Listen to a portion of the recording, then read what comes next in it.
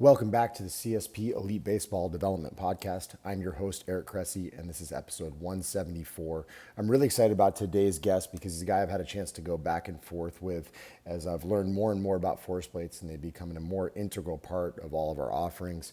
Has really changed the way that I look at athlete development, and I think he has a ton of wisdom to share for folks who use force plates, but also for people who may be contemplating utilizing them in the years ahead. I should also note that if you are interested in learning more about Hawken Dynamics force plates, you can head to hawkendynamics.com/Cressey. That's HAWKIN dynamics.com/Cressey. If you want to check it out and learn a little bit more, I'm sure he'd be happy to share some wisdom with you, just like he does on this podcast. So let's get to it. Overuse injuries have emerged as one of the biggest threats to players at every level of competition. As an example, at the professional level, ulnar collateral ligament injuries at the elbow alone sideline pitchers for an average of over 17 months. That's a ton of lost development and a threat to lengthy careers. Just as concerningly, though, for youth players, overuse is the predominant mechanism of injury. So, what can be done? Obviously, we need to train athletes to be prepared for all the stresses the game throws at them. However, the other side of the equation, recovery, often doesn't get the attention it deserves. Healthy, recovered arms mean you can stay in the game and give your best on the field, and that's where Mark Pro comes in. Mark Pro is a cutting-edge recovery tool that provides all the benefits of active recovery, but without the extra effort, muscular fatigue, or stress to tendons and joints. Players can use Mark Pro as long as needed for exceptional recovery between training sessions or after games. We'll often send Mark Pro units back with athletes to their hotels or even have them use them on team flights. Both easy to use and portable, Mark Pro is a powerful tool that allows recovery anywhere, anytime. Use it while relaxing at home, on the road, or during tournaments. On a personal note, I was originally a naysayer when it came to Mark Pro. However, longtime Cressey Sports performance athlete Corey Kluber turned me on to it. He adopted Mark Pro into his post-pitching recovery approach, and it was an integral part of him going out and throwing 200 innings year after year. This led me to experiment with it myself and with more of our athletes, and the feedback was consistently outstanding. Now, just a few years later, you'll see it in every major league organization as part of the routines of some of the most accomplished baseball players on the planet. If you're looking for the same results enjoyed by these athletes, visit markpro.com and use the coupon code Cressey at checkout for an exclusive discount. Again, that's markpro.com, marcpro.com, and use the coupon code Cressey, Cressey, at checkout for an exclusive discount. Today's guest brings over 10 years of experience in educating and training athletes from youth sports to the professional levels. He's worked with business executives and athletes in the U.S. Olympics, NFL, NBA, MLB, UFC, and the NCAA to provide data-driven insights for performance and health. He currently operates as the Vice President of Performance and Brand at Hawken Dynamics and previously held roles as Director of Sports Science and Content Manager.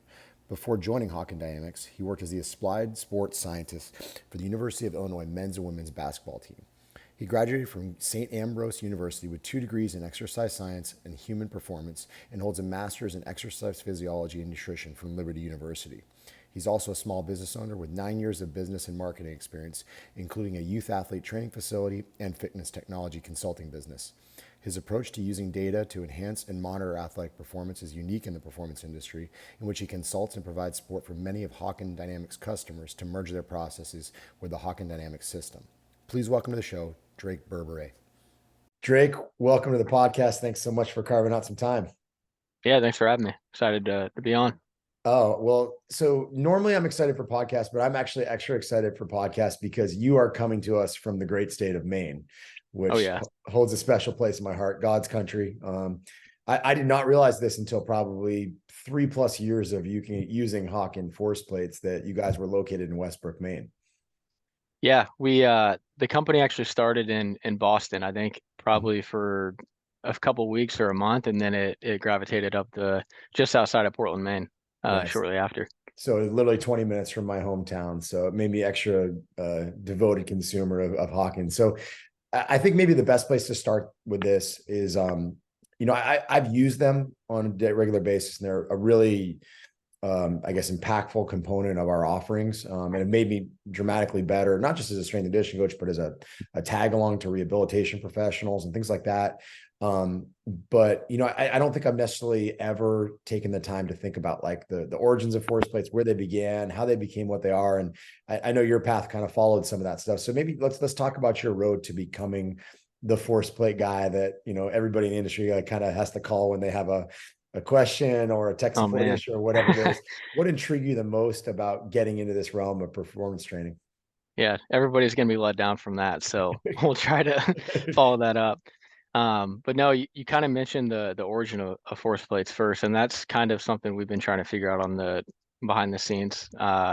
Dr. Jason Lake, actually, he's a professor over at Chichester, in the UK. He's kind of like, I don't want to say like the Godfather, but he's the guy that has kind of put out a lot of like the math behind a lot of the force plates that are being used.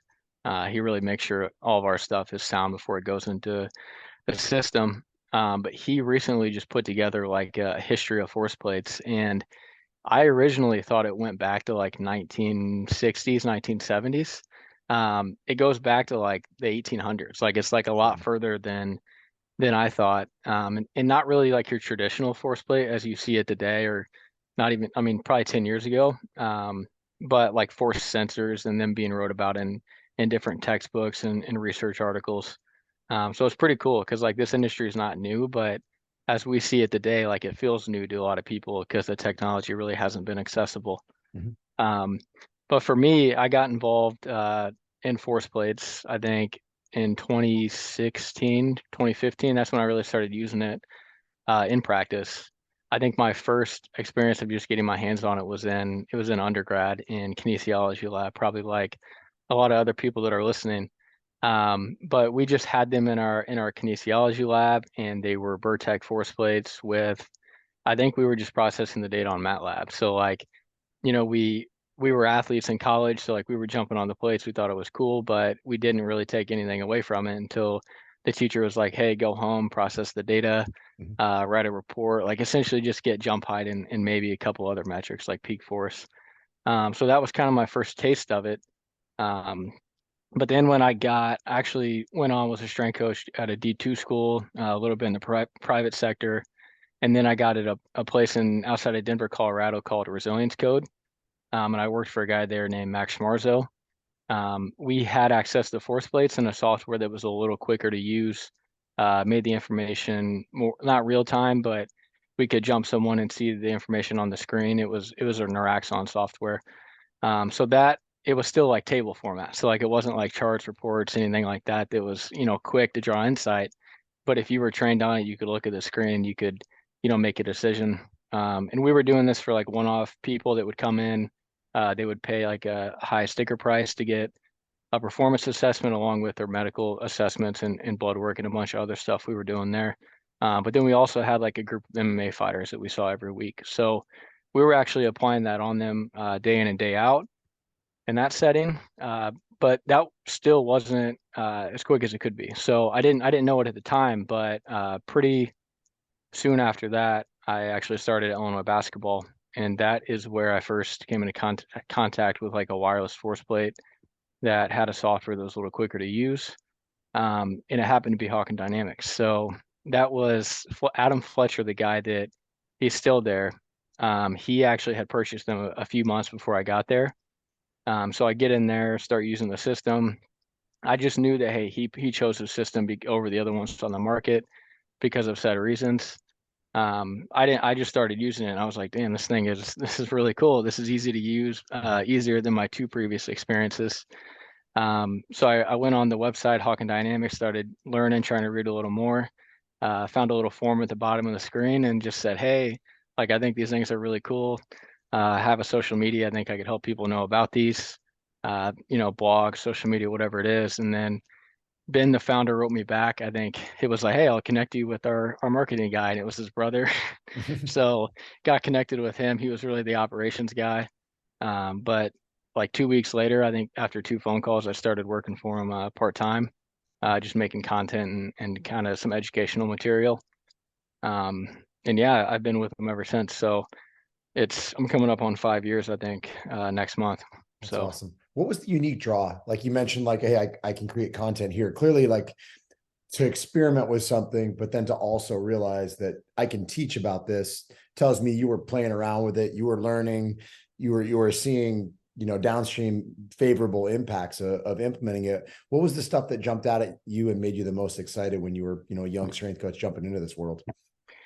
Yeah, I mean, I had a lot of experience before with like jump devices. So like, Tendo unit, strap them to your waist, G-Flight, jump mat, all that stuff. And I'd say I was pretty far down the rabbit hole of like applying that jump information. So when we got the force plates, obviously a continuation of all that. But then I just started playing around with like other test types. Um, I really probably some strategy metrics, like different time-based things, modified RSI, asymmetry, but I probably didn't realize like the true impact of what a force plate can do until closer to that summer. And it was when Fletch, we were in the weight room, we were just messing around with the plates one day, uh, doing random tests with different tags and just playing around. And we started thinking about programming for that summer. And he kind of challenged me to, and it was like, hey, this is great. Like, we've been consistently collecting force plate jumps the whole season. We do it every single day, on game days, practice days, just when we trained them. So we had a big data set, but he was like, this is great, but how do we train anyone based on this information? So I remember it was a question that kind of left my head. I was like, damn, you're right. Like, we've been collecting really good information and using it in monitoring, but how do we make a program unique to an individual based on this stuff? And you kind of go back to that mantra of like bucketing athletes. So that was kind of the place to start. But there was a whiteboard in there, so we just started like drawing on the whiteboard and brainstorming. And eventually we got to just drawing a forced time curve on the whiteboard of a counter movement jump. And then we started asking questions. And so we started talking, and we were like, what areas of this, like what is perfect? And then what areas could we impact if it wasn't perfect? And then like what exercise selection could we plug in here if something didn't look the way we wanted it to look? And that's kind of when I got exposed to the idea of like shape and signature and how we could use that to train someone, but also driver metrics. And I'd probably say even driver metrics clicked more for me about 2.5 years ago when I was at Colby College, which we can get into that, but that was a way different environment than Illinois basketball. So different set of challenges and using force plates. So those are your aha moments, and I'm curious. It's one thing to be in a sample size of one. A guy in a weight room nerding out, right? Yeah. It's another thing altogether when you start dealing with a larger population of coaches from around the country, around the world. Like, there's a data set that comes with it. So when your customers are playing around with hockey and force plates for the first time, like, what do you think the big aha moments are that jump out for them? Like, I know I'll share mine afterwards, but what are some of the things that you think were the most surprising for them that they've related to you? Yeah, I mean, one that is the craziest part is that since we do have so many customers here and so many different like unique customers, it's not like your football, basketball, baseball, typical like American sports. Like, we're getting like karate, ballerinas, Yeah. skiers, skaters, like a whole bunch of different populations, like circus, all the different military groups. So, they ask different questions. We have to be able to help answer them based on what we know about, working with different sports. Um, but I would say the biggest aha moment for a lot of people, and this is part of like a presentation that I give often when I speak, is on that shape piece. So it's kind of like that conversation. It was really my aha moment in the weight room there at the University of Illinois when I drew the curve on it and I started talking about what would be optimal, what is not an optimal shape, and then what would you do to influence that shape if with your training exercises. So just moving through that shape and saying, hey, this is what's happening to the body at these different points in time, like providing orientation on the curve of, hey, this is when the knees might come into the most amount of flexion at this point in the jump. Hey, at the very top between braking and propulsion, that's when the whole body's coiled up at the bottom. So we know that, hey, that's like an amortization moment. They've just braked really hard and then they have to turn around and move their entire mass that they just threw at the ground away from the plate. So like we know that the whole body's coiled up at that point in time. So really just looking at that shape, talking people through that, and then it kind of clicks like, oh damn, I didn't know that, it gave us that sort of information. So That's interesting. You know, the one that blew me away was I think we've always heard in conversation about how quickly power detrains, right? That strength, aerobic capacity, Mhm. these are qualities that stick around. Actually, I'm watching some guys who are going through Tommy John rehab and monitoring their force plate metrics. As you think about what happens is many cases, like they get injured and there's kind of like this 2 week time period where they're like waiting for an appointment with a doctor, they're traveling for it. You know, they're obviously not throwing, and which is arguably their greatest power stimulus in season is actually going out and playing their sport. So there's kind of like a little bit of a detraining that takes place in there. And then maybe they have the surgery. We're usually looking at, 10 to 14 days at the very least before they can get back into a weight room with the risk of infection. So before you know it, you're at a month of just not a whole lot of activity. Mhm. But then the challenge is like you can't go out and just like sprint these guys. Like their arms are in braces, and not only that, like sometimes they've got residual swelling. There may be situations where they're on painkillers, things like that. So you kind of tack a couple weeks on it before you can even like put their hands on their hips and have them do another counter movement jump. It's just, Right. and even then, like some guys, it's just like the actual impact forces just don't feel great. So in many cases, we're looking at a downtime of like 7, 8 weeks of really being able to push power. And what blew me away was how quickly some of these guys, whether we're looking at jump momentum, whether we're looking at peak velocity, they fell off pretty quickly. And it kind of matched up to what we had always thought about with power. But what blew me away was, you think about the muscle memory and, if you've had it, it'll come back quick. Strength comes back really fast. Like we have guys that come back from a long season who might not lift at all. And they're Mhm. deadlifting 500 within a month. Like we got to scratch and claw over 3 months to get these guys back to their baseline lower extremity power output numbers by the 5 month mark. And the force plates are a great way to monitor it. But, I think often we see these athletes who are getting cleared to go back and start their throwing program. And, you've focused on elbow range of motion and rotator cuff strength and all this stuff. And no one's really bothered to take into account that maybe their lower half was massively detrained, particularly if you have someone who had a lower extremity graft site that might even Oh yeah. be more held back. So that was a really big aha moment for me, is like, man, this detrains fast and it is stubborn to come back even when you identify that it's a need. So really eye opening for me, and it kind of makes me glad to some degree that sometimes the Tommy John rehab is so long, because it gives you a little bit more of a window to attack some of those key qualities that fall off really fast. Yeah. It's we've obviously had some scenarios here in just the 5 years doing this of like people that have progressed athletes back and they're like, hey, this person's ready to go back. Do you mind taking a look at their data and tell us what you think? And you get in there and you're like, hey, like they're literally not even breaking through their left leg at all. Like they're not unweighting or breaking. They're doing a counter movement jump, but they're doing a squat jump on their left leg. Like they're not using this leg. And the same can be said for, upper body assessments that you do on the plates. Yeah, it's tricky. I think often we clear guys because they hit a timeline. Hey, you're at Oh three yeah. months, you're good to do this. And in reality, it should be like, hey, you've actually rehabilitated. It's not just that the tissue is structurally sound and the repair is healed. It's that you've actually retrained some of the neuromuscular qualities that may have led to the problem in the first place. Yeah. Um, I think a lot of people, kind of to your point about understanding, the signatures, a lot of people appreciate the benefits of force plates, maybe in the context of force velocity profiling, how to train athletes more individually. They understand that it's about evaluating power production capabilities and certainly like improving return to play outcomes. But I'm curious, like, what are the overlooked benefits, are that you've seen? In other words, what are some of the key benefits of using force plates that you think get overlooked by consumers and folks that may be, potential consumer prospects? Yeah. So you have your main kind of three use cases, which are your monitoring, your profiling or your benchmarking, and that's to compare athletes Yep. between themselves and 2 points in time or themselves and a group of people, Mhm. or your return to play. But I think, going back to like that signature piece, people forget that force plates, it's just like a really objective measurement of movement over time. So we're just tracking how someone is changing day to day to day. We may do that in different scenarios, which we talked about before.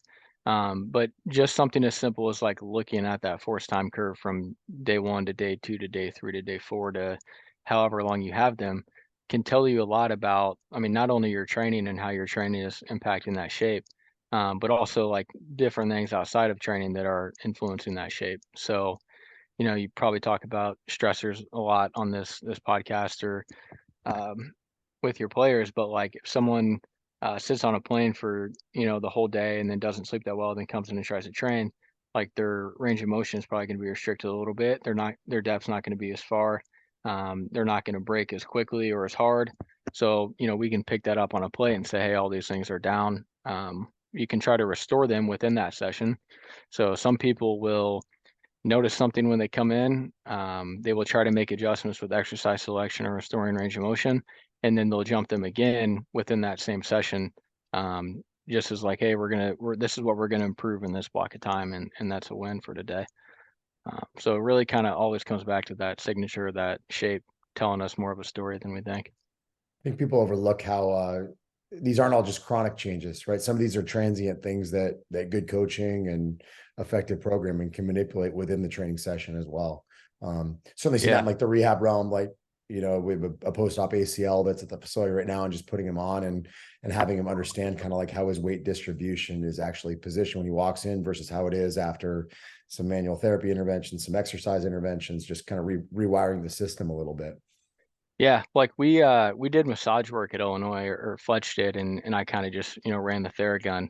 But guys would come in the day after the game, and they would need body work, and he was a licensed massage therapist. So we would, warm him up, jump him on the plates, do 45 minutes, an hour of body work, and then jump him again, and those shapes would look entirely different. Like it's just, giving some soft tissue work, manipulating their joints, and then hey, like this person, their readiness is completely high again, and we really just manipulated some tissue. So It's on the readiness front, and I'm kind of pivoting in away from my initial set of questions just because I'm curious. Is there's obviously going to be variance, right? And it's kind of like people who wear some of these like readiness trackers, whether it's an Oura Ring or Whoop Band or anything like that, and we'll have days when like your readiness is terrible, but you go in and you jump out of the gym, right? And other mhm. days where maybe you think you should feel good, but you're hanging for whatever reason. Those are sometimes the days where you come in, you extend your warm up, and you actually wind up feeling awesome, even though it wasn't great when you came in. I'm curious, like what's an acceptable amount of variance for you when you're actually using a force plate to monitor readiness? Like, do you have a specific number in mind, or what's your take on it? Yeah, I try to do it the correct way of using stats to identify like how far out they might be using like a standard deviation or a Z-score. You can use things like smallest worthwhile change. Those are all things that research would say use this. Mhm. Um, But I don't know, it's tough because like yeah, you want to have those principles of knowing like this is what a real change is, but also like you're working day in and day out with those athletes, and you kind of begin to understand, hey, maybe this guy's bandwidth of like what is ready for him is a little wider than this person. Like we had this guy on the basketball team that like we just called him like the Energizer Bunny. Like he could experience the highest amount of volume in practice in a game back to back to back, and other guys would be tanking, and his numbers never fell. Like he could just keep going. So, like 90% of our team may have had like low readiness or been down, but he was completely fine. So I think it's hard to say like obviously research it just for it to be true it needs to have like a certain level of like hey 70% of the group experienced this. Well, like we and you especially like you operate in elite sports, so 30% of those guys that may be all of the 30% that you're working with. Mhm. So it's really just establishing like what is the normal bandwidth for that person, and then kind of having a feel with you working with them as hey, like this person they've changed a little bit too much this day, and consistently changing. So it's not just like one attempt that's low. It's two, three attempts within that session that are lower before I like to make a call. One of the things that I've found that's challenging about it is like, so we jump just a ton of our guys every Monday, right? It's kind of like, they're going to have a lower Hmm. body day. There's some plyos and some progressive sprint work before they start it up. So there's, they're naturally kind of warmed up to test it. It gives us a little bit of a benchmark for the week. And I think the challenge tends to be, hey, we're intentionally imposing fatigue. Like we're trying to create adaptation. Like Oh I yeah. don't want them to be 100% ready every day in the off season, because that's a sign that all we're doing is sitting around and resting. So you probably get the best indicator on Monday when they've had the day off on Sunday. But I always, you got to be careful not to get too caught up in the fact that, all right, we're down 3% today. That might be part of the plan, and we're gonna hopefully get a little super compensation. We take a deload every fourth week, and they're going to come back better. But there is a psychological aspect to it where you got to relate to the athlete. He's like, I don't want you awesome on every single quality all the time. There's going to be like an ebb and a flow throughout the year. Would you agree with that statement? Yeah, completely. And this is especially in basketball. Like we obviously sold a lot of force plates in the basketball market early because it makes sense. It's a jumping sport. I came from basketball. That was kind of I knew a lot of people in there. Um, but that was a big thing for almost all of them that I was working with was like, they would, in contrary to like all the books and everything, like jumps pretty much go up all the way through the season. Like Yeah. they don't ever tank in season. Your jump height doesn't really go down. Like you really, they will almost everybody will jump higher as a team all the way until the season ends. But then when they start training them in the summer and they have these plans and they're like, oh, Yeah. we're going to increase it this much, etc., it'll start to tank. And then, we get phone calls like, hey, like what? I don't know what's going on. I don't know why why they're all tanking. And you have to realize like, hey, maybe that first block of summer, we're really trying to fatigue them and we're inducing this upon them. So it's a great thing that they're tanking right before July when you have, the next 10 days, 14 days off, and then they come back. And then you want to see it go up, and then they're going to tank again because coach is going to have a high volume in October or whatever Yeah. when he's preparing for the season. And then you just want to come out of it again before, the conference play starts. You don't want to keep them buried in that hole. But that's the great thing about the plates is it doesn't just have to show you the good data, like it shows you the bad data, and that's just as valuable to look at. Well, and the key is the trend reports, right? It's one thing to get 3 data points and be like, oh, I'm down compared to what I was 4 weeks ago. It's another thing altogether when you test an athlete for 2+ years and you realize Hmm. that there's ebbs and flows, there's hills and valleys to it, but the general upward trend is taking place. And Right. I also like it as a sneaky way to monitor body weight, Yeah. You just don't want that because to go up always. I was, you catch yourself going to do the Newton calculation and everything on your iPhone when you see it. But Mhm. I do think it's something to have in your back pocket. That's maybe it's not perfect, right? You're not guaranteeing that they're fasted or anything like that, or that they're wearing the same shoes as last time. But I do think it's a good little general indicator and a quick way of getting it. That's more convenient than scheduling weigh-ins and things like that. Oh yeah, Um, that's cool. Like people that have used the plates since the beginning, some guys will have 5, 6 years of body weights.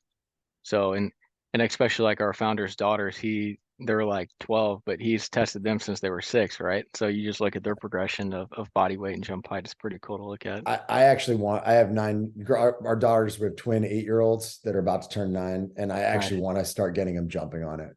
Oh yeah. Most, not because I'm like one of those crazy dads or anything like that. I'm just a nerd that would appreciate like what 9 years of data would look like. It'd be cool to see like, all right, they started doing mommy's lift every Sunday and then they got actually involved in it. So it's kind of an interesting thing that would be kind of neat to scrutinize. But Yeah, we'll you have you should back on the podcast in 9 years to review the collection with me. But analyze okay, it. yeah. So piggybacking on a previous question, like athletes are always drawn to jump height, right? Like naturally, it's what they compete on. Like we got Hawkins, and sure enough, there's like a dry erase board there, and our pro guys are calling each other out, and they're writing their jump height. I'm like, yeah, he's 185 and you're 250. Like these are very different indicators. Where should we redirect their attention? If you're looking at all the measures, do you go MRSI? Where do you go with your thought process as you try to effectively frame the big picture discussion with athletes? Yeah, I think it's probably sport specific. Mhm.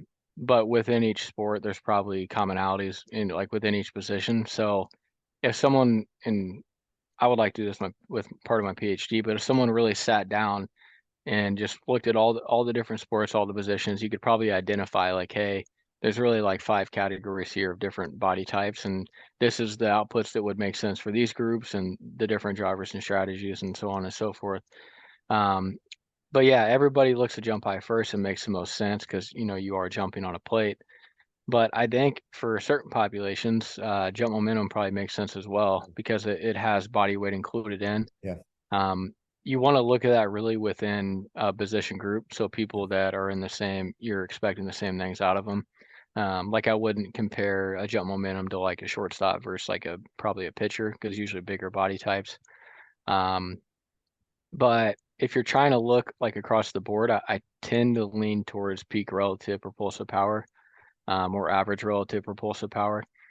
Kind of a mouthful, but PRPP is a big one. Yeah. But like we did the NFL Combine and NBA Combine this year, So we tested every single person, and that was a metric that we used to score them all because of the vast body types we were looking at.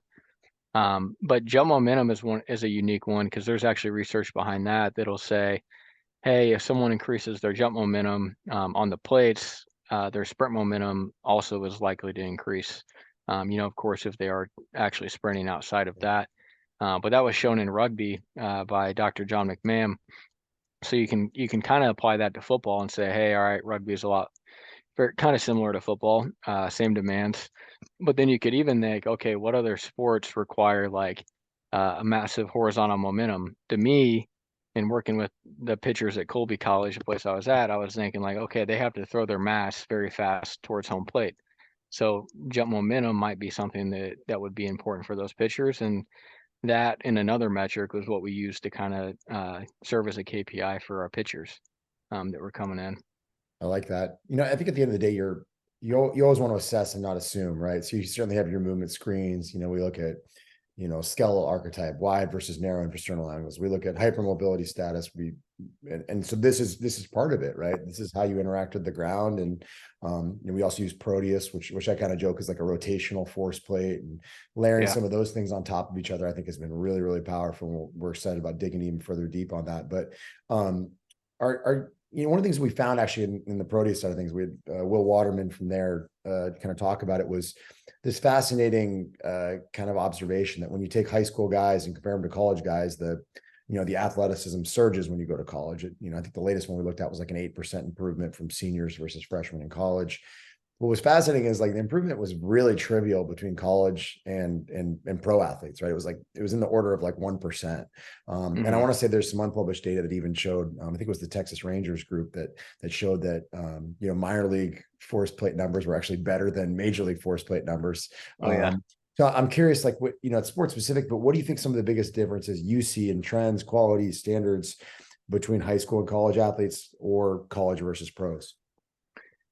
Yeah, I think it probably matters more for the sport and the position. Mhm. Like for example, football. So like I've worked with D3 football and we have a lot of Division 1 football customers, and then we did the combine, right? So like I was looking at the different Yeah. output values of each level. And if we look at something just like peak propulsive power, so essentially just what do they have? Like what kind of juice is Yeah. underneath the hood there? Our top values at like a D3 level were like 5 to 6,000, Mhm. where at the combine like they're 8, 9,000. So it's a pretty Yeah. big level of just how much output can this person produce. Mhm. Um, for baseball, I was kind of looking up some stuff before we hopped on here. Um, I don't know if I think the outputs, they'd be different, but something that I like to look at as well is a metric called breaking net impulse. It's essentially I almost use that as like a gauge of strength for someone because Mhm. hey, this person has gotten stronger and they've developed the ability to break their body mass. And I was looking at the baseball group, so the D3 it was about 95 to 110 was our average, and this is like 30,000. It's a lot of data points. It's a ton. The MLB groups that I kind of work with or help out, they were around 125 to 135, and then someone that I would say has a consistently work with a little more, theirs was higher, it was like 142, I think is what it was. So if you take breaking that impulse as a value of like strength, then it's saying that hey, okay, if you're playing in the MLB, then those guys are a little stronger, which obviously makes sense. But we kind of just validate that with the force plates and with the data that we're exploring.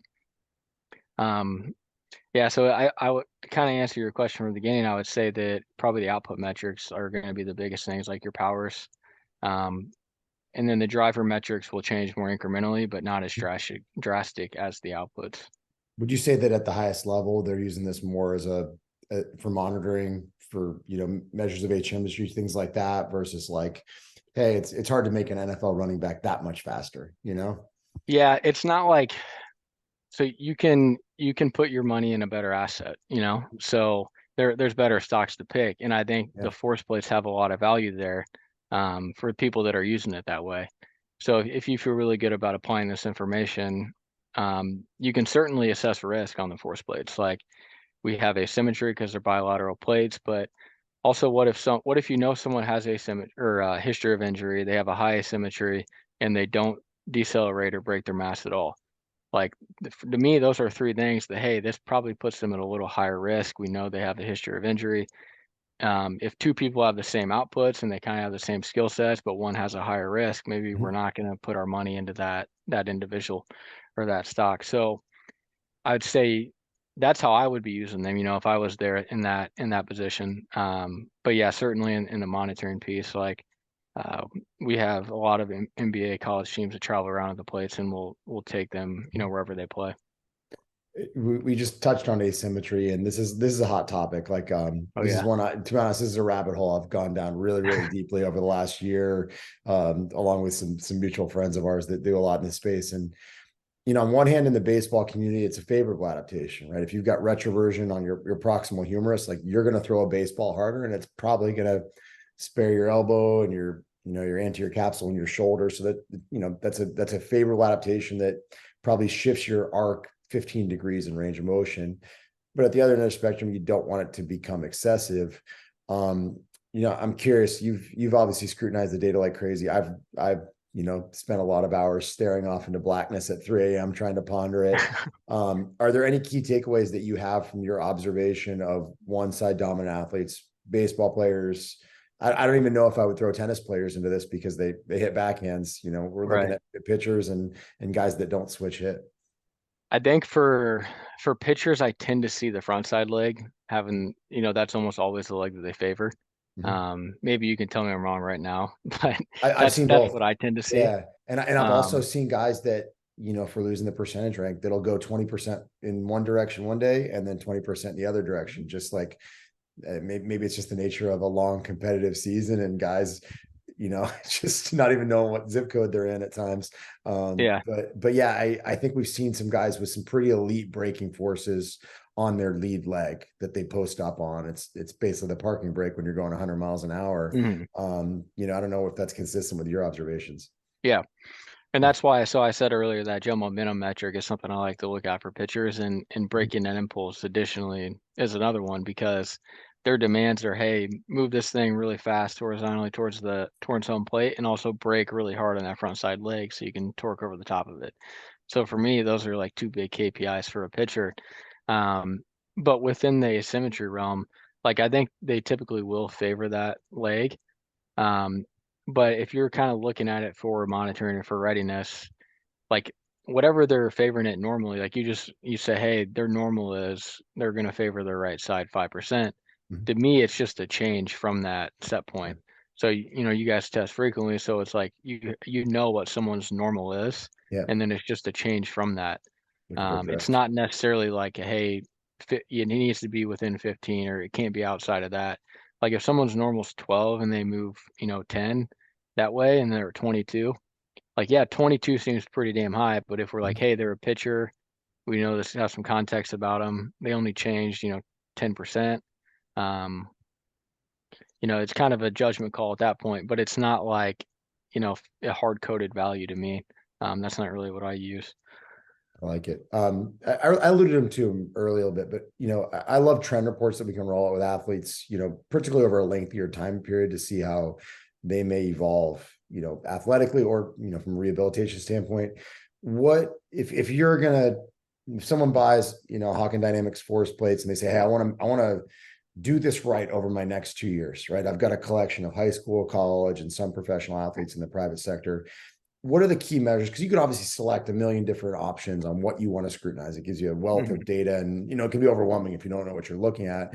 What do you think the measures that should be monitored the most over an extended period of time are? And then, as the tag along with that, what are the red flags that coaches should watch out for?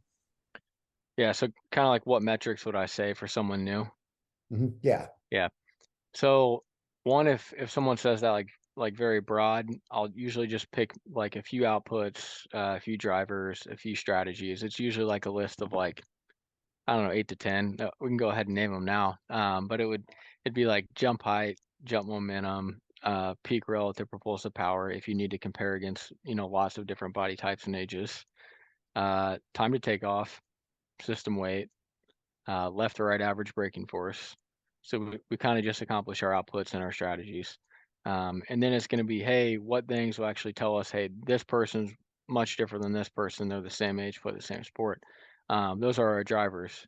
So that would be things like I like braking net impulse and propulsive net impulse. So that's just, hey, it's impulse is force and time, but I conceptually like to explain it as like work. So like how much capacity do they have within the braking phase? How much capacity do they have within propulsive phase? So I look at both of those things to tell me that. Um, but then I also want to answer, okay, how well do they actually get braking net impulse into propulsive net impulse? Because if they can't bridge that gap and get it into propulsion, then they're not gonna jump high because that's really what gives you your velocity when you leave the plate. So I like to look at impulse ratio, which is the strategy of those two. And then relative force at minimum displacement, it's that point right between braking and propulsion. It's essentially like that amortization period. Mhm. So when they're coiled at the bottom, everything's fully loaded. How much force are they putting into the plate at that point in time, relative to their weight? So, we've got something for braking, got something for amortization, got something for propulsion. I like to look at peak relative landing. So I kind of have like a gauge there. So if someone new comes, jumps on the plates, I'm assessing them. I've kind of found like 500 is kind of like that's pretty average for almost every single data set I look at. It's really like 450 to 500. So if they're like 500 to 700, I'll be like, okay, that's kind of yellow. It's not like if they're under, it's green. If it's above, it's yellow. If they get 700 to 1,000, that would be, I'd label them like orange. This might be someone, hey, we're gonna maybe think about addressing landing mechanics, maybe talking through it, maybe plugging in some certain exercises. If they're consistently above 1,000, then that would be something I'm like, hey, like every single time they jump, they're landing with 10 times body weight. So we know that's probably not a good thing if that's taking place. So Yeah, we'll address that. Um, we had an athlete in Illinois that was 300 pounds, 7-footer, landed above 10 times body weight every single time he landed. it's So incredible. that was like, hey, this is a lot of mass falling at 10 times body weight. So we need to address it. And people get Um, worried about whether 12-year-olds lifting weights is right, dangerous, right? Like the right. ground reaction forces in sprinting, jumping just Way blow any higher, your 15-pound goblet squat out of the water. way higher. And that might be it for metrics. I mean, you could look at modified RSI, but if we look at jump height and time to take off, that's the same thing. Those are kind of like your basic core metrics. And then you kind of veer off into like more sport specific things. Mhm. And when I say that, it's you really just have to ask yourself, or whoever I'm working with, like, hey, what sports do you have? What are their demands? You kind of think about what's important in that sport, and then you pick a metric that tells you something about that. So if braking is really important in your sport, like high change of direction, Mhm. I would I would lean towards braking net impulse. I like braking RFD for Mhm. benchmarking. I know it's like that has the highest variation out of any metric on any force plate, braking Mhm. RFD does. So it gets scrutinized a lot. But to me, when you kind of take a step back and look at it, over a month, or like if you compare in like a combine setting, this athlete for this versus this athlete, you can use that metric to say, hey, our best wide receiver on the team that is a really good slot receiver that can put his foot in the ground and cut out of that and race down the sideline, like his breaking RFD is 30,000. Let's look at this other receiver that is at 7,000 Yeah. that doesn't have that ability. Like that metric will tell you it does have value. Um, so, and then like average relative braking power, maybe use that KPI for a sport that has a lot of change of direction elements to it. Um, so yeah, I think that kind of closes that that bucket. But going back to Yeah. your point about lifting and youth athletes, yeah, it's crazy. Like once you start getting on a force plate, you kind of think like, oh, I'm gonna load up the trap bar to as much weight as I can possibly lift, and I'm gonna do it on the force plate. But it's like you do that, and it's kind of disappointing because you're like, well, that's way less force than I produce if I Yeah. fell from a counter movement jump. Yep. So it's kind of like an insightful moment, I think, for a lot of people too to realize Well, that. and it gets you maybe a little bit more pensive about like how strong is strong enough, right? Are we Mhm. actually replicating the forces that we encounter in sports, or is it one of those things where the weight room just has to do enough to support all the other stuff? Yeah. Yeah, I'm curious, just mostly because I've heard you like think through some problems as we've talked. What gets you excited right now? Like, what's this? I joked about me staring off into blackness, thinking about stuff at 3 a.m. Like, I got to assume your wheels are always turning about how you can be using this in different ways, more exciting ways. Like, what's the next realm that you're really passionate about underneath this umbrella? I've asked that question multiple times before, and I feel like I've gone through different phases of applying this information. Like one, I would say within the last 3 years was to try to really scale like some sort of model to a larger organization. Mhm. So that was I helped out at D3 school Colby. We had 765 athletes, 32 sports teams. So it was like, hey, how do I do what I was doing in Illinois, where we had 16 guys, 16 girls, and do it for 32 sport coaches, athletic directors, physical therapists, and 765 kids? And how do we do that with no resources? So Yeah. that was cool. I think like for me now, I'm trying to answer questions that our customers have been asking for as long as I've been here that we really still haven't been able to answer. So I'm trying to move a little more into research. I've been really applied within this information, but I'm trying to take those questions that have been asked and then actually answer them in a research setting. So that'll be like the questions that I ask in my PhD and try to answer. Um, and yeah, I mean, I would like to, I don't know, that like scaling it and creating like the recruiting piece and like the talent identification. That's really exciting. Mhm. I haven't really been in a scenario where I've been able to maximize that. Mhm. Um, but I feel really good about, hey, if I was in that situation, I think I would have, a lot of the answers based on this experience. Um, so yeah, those are probably the two things that I keep me up at 3 a.m. That's exciting stuff. I mean, the point is that you have a million different data points with every jump, right? And because of that, you can look at things through a different lens. 5 years down the road, if you read something or you come across an athlete that gets you thinking in different ways. So I think sometimes we collect data just for the sake of collecting data, and I think that has like a maybe a derogatory connotation, but in reality, sometimes you're just waiting for innovation to tell you what to do with it. I know that was the case.